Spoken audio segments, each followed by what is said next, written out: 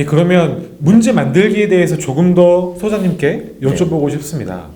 문제를 만들어 보면 네. 아이들이 얻는 효과는 구체적으로 어떤 게 있을까요? 학생이 문제를 푼다고 할 때 입장이 어떤 건가요? 사실은 문제는 외부에서 오는 거고 자기는 그거에 대해서 전혀 모르잖아요. 네. 그러니까 자기는 그거에 대해서 좋게 말하면 대처를 하는 건데 사실은 굉장히 수동적인 거죠. 그래서 문제에서 요구하는 대로 답해야 되고 정해진 대로 끌려가야 되는 그런 입장인 건데, 사실 내가 이제 문제를 만드는 입장이 되면은 아까 말씀드렸지만 문제를 이제 출제하게 된 배경, 거기에 쓰이는 원리, 이것으로부터 이제 얻어지는 효과, 이런 것들을 명확하게 이해를 해야 되고 있을 뿐더러 문제에 사용된 개념이 이제 정확하게 사용이 된 건지, 그리고 오류는 없는지, 이런 것들을 자기가 다 책임지고 체크를 해야 되기 때문에 실제로 다 검증을 해야 되거든요. 문제를 내는 과정이 완성이 되려면. 그런 것들로부터 이제 문제에 대한 이해는 정말 완벽하게 된다고 말씀드릴 수 있는 거죠. 그럼 좀 더 궁금한 게 네네네.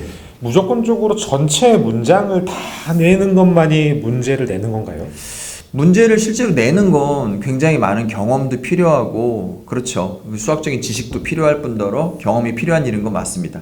그런데 어떤 뭐 창의적인 수준을 동원해서 이제 학생들한테 문제를 만들려고 하는 거는 쉽지 않은 일인데요. 단순히 숫자만 바꿔 넣는 것도 굉장히 효과가 커요. 숫자만? 그렇죠. 왜냐하면 뭐 초등학생의 경우라도 나눗셈의 경우도 사실 단계별로 여러 가지를 하거든요. 네. 뭐 몫이 1보다 큰 애, 작네, 그 다음에 뭐 소수, 분수 이런 것들이 단계적으로 이제 진행이 되게 되는데, 네. 숫자를 내가 조금만 바꿔도 완전히 상황이 달라지는 경험을 학생이 할 수 있어요. 왜냐하면 처음에 있던 문제는 그렇게 어렵지 않았는데 내가 6을 7로만 바꿔놔도 전혀 상황이 다르게 벌어질 수 있거든요. 네. 무슨 얘기냐면 이제 전에는 없었던 뭐 갑자기 나머지가 남는다든가, 앞에는 몫이 뭐 2, 3, 4, 5 정도였는데 갑자기 뭐 앞에 몫이 첫 자리가 뭐 0이 된다든가, 이런 것처럼 숫자 하나만 바꿨을 뿐인데 상황이 많이 바뀌어지는 경험을 학생이 할 수 있게 돼요. 그러면 그때 이런 일이 왜 벌어졌는가를 이제 학생이 또 생각을 해보게 되거든요. 어쩔 수 없이.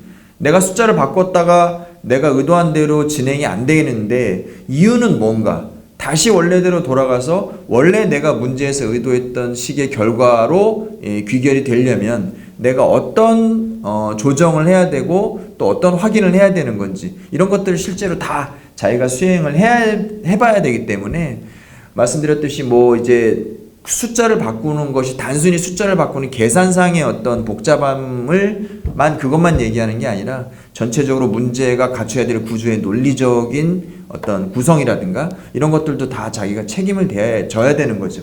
그래서 몇 번이고 확인을 하게 되면서 이제 그 개념에 대한 어떤 좀 확신이 들게 되는 과정이라고 볼 수 있습니다. 그럼 문제를 내는 행위는 개념과 구조를 제대로 이해하는 행위인데, 그렇습니다.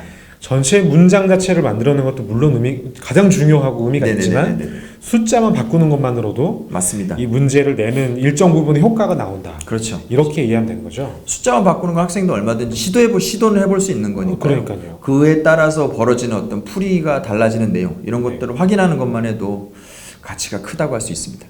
네, 잘 이해했습니다. 네.